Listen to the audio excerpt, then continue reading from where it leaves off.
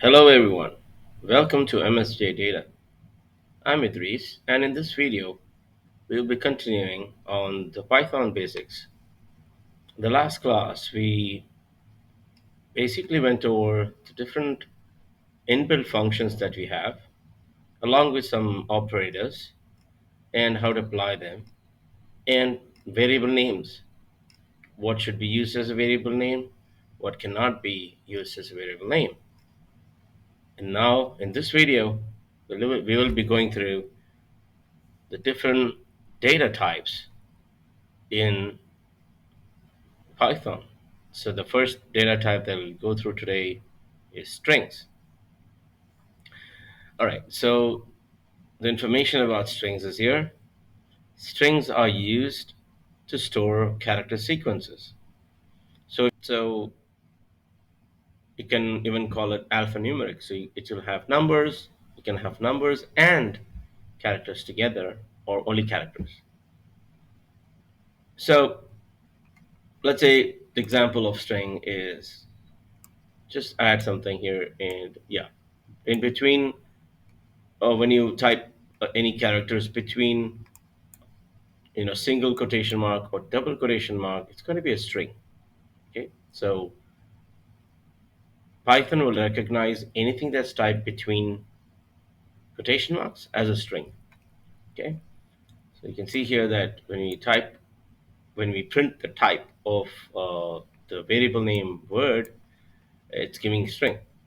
Okay, so it says here Python is a string of length 6. So this Python here there's a string of 6. Even the space is included. Okay, string always starts and ends with a quotation mark. Okay, it can be a double quotation mark or a single quotation mark as long as both are same. Right? Strings have an index which tells you the position of each character. Okay, so that's what we're going to see now. So so strings will basically have index, and what is index? We're going to see it right now. So every character is assigned to an index, and the index starts with a 0. So from left to right, for Python, the index starts from 0 and ends at 5. Basically, when we say 5, it means it's a sixth character. Okay, and there is something called reverse index, and that's what is seen here. It starts from the minus. So for example, if I want to pick the last last character of the string, I would go for a -1. If I want to go for the second last one, then I go for a -2, and so on and so forth. So indexing starts from 0. We can always look out for the length of so you can use the length function to see the length of the string. So for example, in this case, let me execute this one, and let me call it length of word, and gives me 11. So I press the shift enter to execute the command,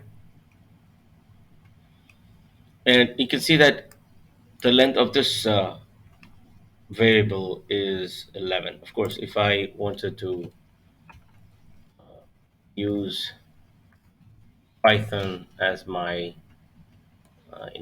so let's say I give it a name, just new word equals to Python, and then print new. I can press tab to autocomplete, and then this is Python. And also I can say, okay, print the length of new word, and it'll give me 6. So that's how we see the length function. Let me go skip to the, okay, so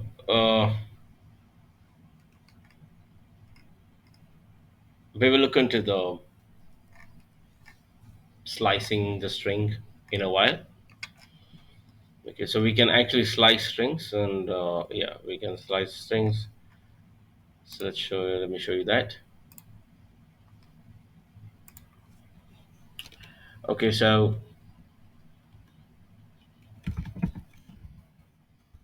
word underscore slicing equals to data signs. Okay, and I want to see now the type of word slicing. It's going to be a string, and I want the first character of the string. I would go for the square brackets and just put 0.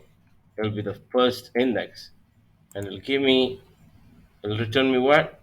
It'll return me the capital D. Okay, let's suppose I'm going to ask it to return to me uh, from the first letter to the fifth letter, which is the fourth index. So what I actually need to do, I have to, so for the fifth letter, the index is 4, right? But I would actually have to ask it to return till the sixth letter so I can get the fifth letter. So the sixth letter of this string would be the fifth index. So what I should do is 0 to 5. The fifth index will not come in, only up to it'll bring me only up to the fourth index. Okay, so you got to make a note of that. Okay, so 0 means yes, the first letter till the fourth or the fifth letter, which is the fourth index. Like I'm putting your index here, so it's not the uh, like of course it's not the fifth character, it's the fifth index, which is the sixth character. Okay, but I'll put a note over here. So what will happen is when I execute this, it brings 0 1 0 1 2 3 4. Yeah, it brings the space as well. Okay, let's suppose I bring this sixth index, which means it only brings up to the fifth index. So what happens is 0 1 2 3 4 is the space, and 5, fifth index, is S here. Okay, all right, so I'm just going to make a note of that. Okay, so the first index will be counted, but the last index will not be. Okay, so what it means, the sixth index, which is SC, so the C is the sixth index, it's not going to count it, so not bringing that in. Okay, so next, let's see, if I want to bring the last word, I would have to go for the minus index. You can see that it's bringing the minus index. And let's say I want from the fifth index on to the -1. So what happens is it avoids the last letter, but it brings complete signs without E. It just avoids it. Now suppose don't add anything here, it brings complete. So it means 5 till the end. Okay? Sounds good. So if I want to bring out IEN, what would I do? Let's try to do yourself. And let me know on the comments so that. So the question here is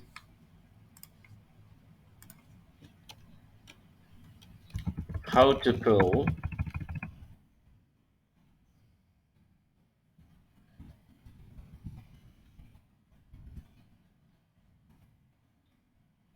the IEN from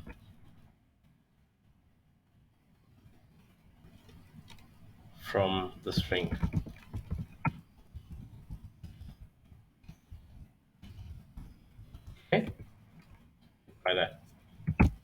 filter. Okay, other sequences in Python. So there are other sequences such as list.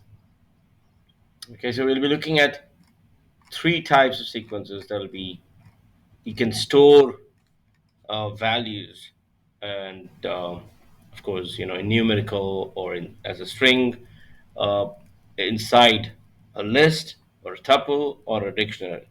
That's what you're going to see in this section. A list can store a sequence of objects. Okay, so these objects can be of various types. Okay, so you can see the example here. There is a string. There is, of course, numeric. There is also float.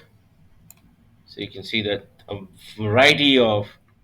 Um, so when we are using, so when you're storing a list is mutable, which means a list is mutable, which means it can be changed. Okay. So let's say I want to remove the hello from here. I can remove it. I can change the hello to some other number or something. So yeah, it is mutable. Okay. List can also be indexed in the same way as strings.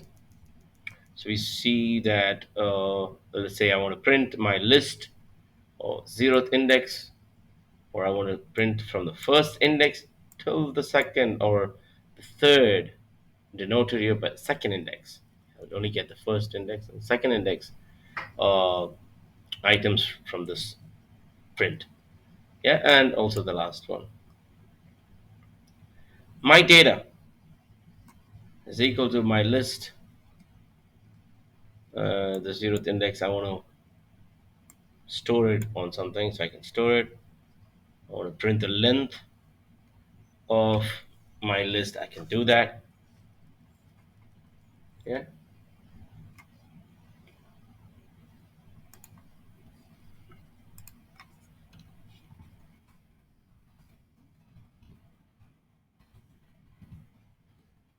Okay, so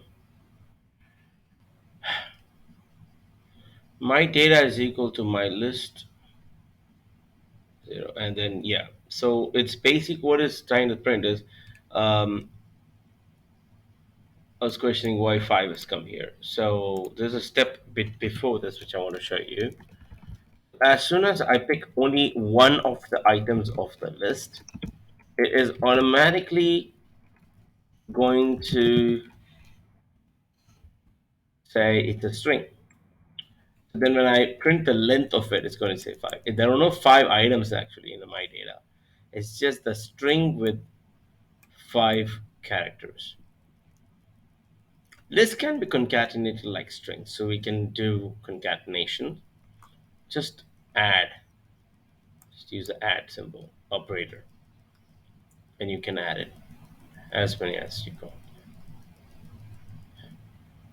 All right. The second thing, the kind of way you can store, uh, the second way to store is by using tuples. And tuples are very similar to lists. So when you're storing a list, you're using a square bracket. So open square bracket, close square bracket.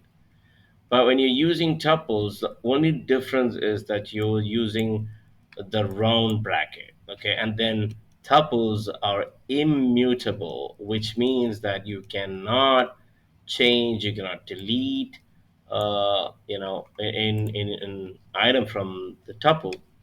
Okay, so let's say in this case we had the my list.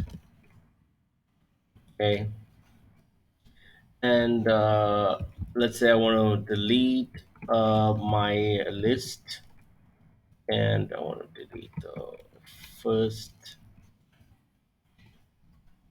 first item of the list, and now when I give it my list, you see that hello is no more available. which was on the first list. You see that? So it's not there anymore. Okay. And also, I can actually append a list. So, for example, I want to dot append, and yes, I want to give hello again. And now you'll see that my list has appended, and hello has come on the end. Yeah. Okay, there is a way to actually enter in the beginning, but then yeah, you can append the list. Now, in tuple, for example, in this case, so we are printing the tuple, and let's say I want to, tuple, I want to print the first one, and I want this to be something different, or hello, and it gives me an error. Tuple object doesn't support item.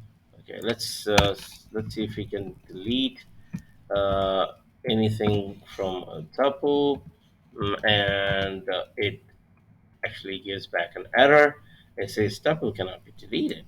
So that's so you can only store, you can concatenate. Yeah, you can concatenate, but you cannot change what's inside of it. But it also can store different values and different kind of values like numeric, category, or of course character.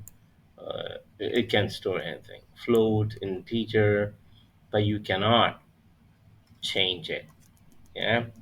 How are lists and tuples different? Elements in a tuple cannot be edited once assigned. A tuple cannot be appended to or extended in any way. A tuple is immutable. Lists are mutable. So that's the difference. A tuple is immutable, which means you cannot change it, you cannot overwrite it. Lists are mutable. Okay.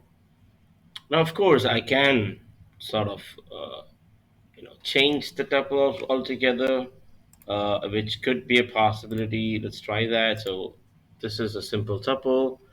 Let me execute this tuple here, and let me just overwrite it with a list, for example. Yeah, and let's see what happens. You see that I've just overwritten the variable name. Yeah, so you can override it. That's not a problem. As long as but you cannot change the item on tuple. You cannot delete one of the items of the tuple. So if you want to change it altogether, just change it. Yeah, yeah, that's possible. Okay, you can expand lists to include more objects that you can do in tuple. Tuples are indexed similar to lists, so you can index tuple the way you index string or yeah or list.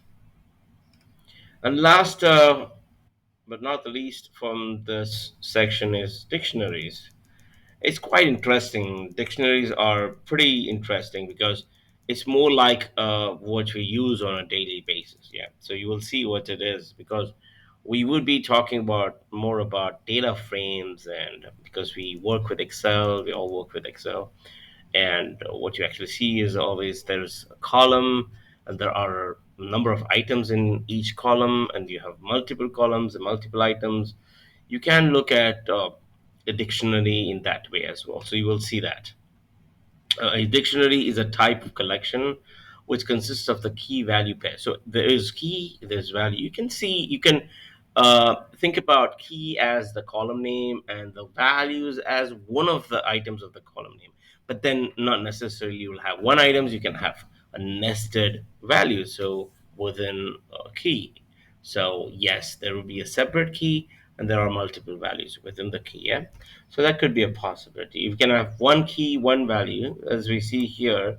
So to create a dictionary, what you actually do is use a square bracket. I'm sorry, the curly brackets, curly brackets. But it's a little different from lists and tuples that We have a key and you have a value. So we need to separate that. How do you do that is you can create, yeah, of course, a key can be numeric, or a key can be, you know, a string. So in this case, we have a string JJ. So you have to put it between, you know, uh, quotation marks, and then you have so you basically put a colon there, and then enter the value. So key, okay, colon value, key colon value, key colon value with a separation would be using a comma. Okay, each key value will be separated with a comma, just like how we use in lists and tuples. Okay, so let's suppose we just dictionary is indexed through the assigned keys. So what it means is, if I want to pull out a value and I know the key, what I'm going to basically do is di and jj, and it will actually give me the value. Okay, I can change this value. So it is, it's we can change the value, and how do I do that? Is by entering another, yeah, so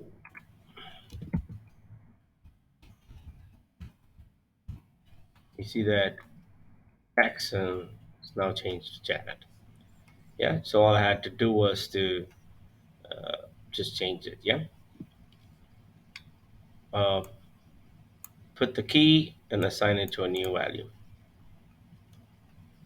Okay, so there's another example here. Let's say that you have apple, bananas, oranges, and in the key apple, you have three values, and I want to just pull out the first value. So what I actually do is my underscore dictionary apple, as in the key, and the first of the values, the value, and I'm going to assign it with a square bracket. So whenever I'm bringing out, I'm pulling out index, I use a square bracket. Okay, so that's what you gotta understand. And then in this case, it brings out the zeroth index, which is value 10. It's printing here. Yeah, let me just execute that as well. And then, yes, I can also assign a new value or increase it. Like, for example, so in this case, I am assigning index multiple values to the key banana, right? Do that. Yep. And always try tab for autocomplete. Yeah. And you see that I have three items in this. Well, let's say I want to increase my, so I want to add another fruit here. And I say kiwi, and always with quotation mark. And I'm going to give it two or three values in this also. Okay. And as you see, if I call my dictionary, okay, you will see that kiwi also has been added. Okay, so it's quite interesting because you can actually convert this into a data frame. Yeah, so that's possible. We will see that in the later stage, but then there's a lot of possibility of doing that. Yes, you also can have a statement like this. So enter a print statement here, and then bring out the value.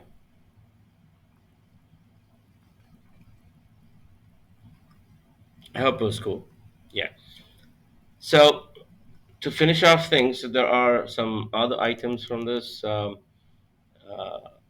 you know, workbook that we can basically go through. So I want to see the length of my list. I can do that. I can delete an item from my list, which I saw before. And also you can use dot remove, so you can always try to do this. So I'll show you that. So executing the new list, right? So new list is a list now. I press dot and I just press tab, okay? And I get all this stuff. You can try using it, like pop, remove, reverse, sort, all cool stuff. Yeah, copy.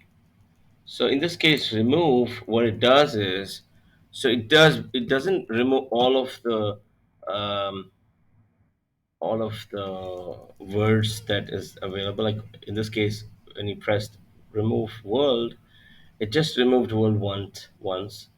Or yeah, if I want to do that again, I have to do it again. And now if I print new list, yeah, which I've done it here. So if I print new list,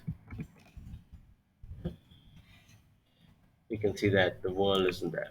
Okay, and also I can see. So there are. I can. I don't need to use print if I'm just. I just want to print one thing in a cell. But if I want to print multiple things in a cell, I need to use print. Otherwise, the one which is in the end is only printing. Okay, so please make a note of that. Print is used when you have multiple prints. Yeah, for example, in this case, let me try to print my list and the new list. So if I print my list, now you see that the my list is being printed, but new list is not being printed. So in this case, I have to give it print statement. Okay, and the last one I don't need to put print statement because it's going to print by default. But the first print is also executing now. Yeah. Okay, so the other terms are joining two lists, checking for an element in the list can be done as well. I can count the min max options, appending options, sorting a list, cool stuff. So you can go through the this particular notebook, and yeah, of course, this part is going to be covered later on in the next workbook. So you don't need to worry about this. The conditional statements, if else, will be coming in the next one. So yeah, I hope you guys enjoyed this video, and feel free to leave your comments below if there was anything that you really want my explanation into. And hope I see you in the next video. Goodbye till then.